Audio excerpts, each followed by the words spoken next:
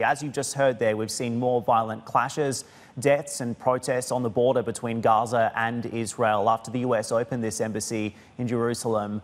Tell me, what is the latest on the situation as it stands now? What's your understanding of what's going on? Well, yeah, so when Trump took this decision to move the U.S. Embassy to Jerusalem, he was doing it mostly for domestic reasons to fulfill his campaign promises with little regard as to what the regional implications would be.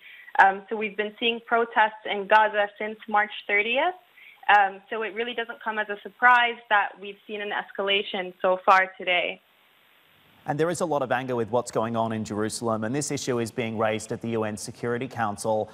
Is it up to the United States to ease tensions now? Certainly the U.S.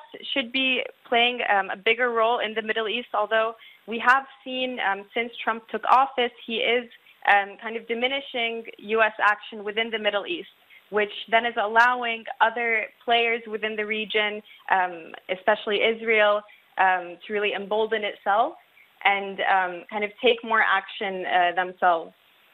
If the United States doesn't play an intervening role, then who will?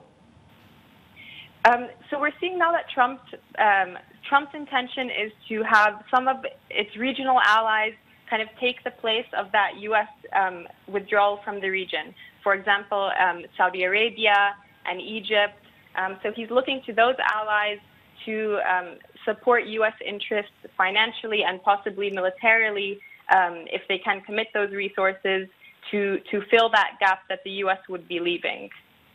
And Dalia, do you think the situation that we see now between Gaza and Israel, these clashes, this violence and protest, does it push a peace deal just further away? The United States says the situation doesn't harm their efforts for a progress on that peace deal, but what's your own view?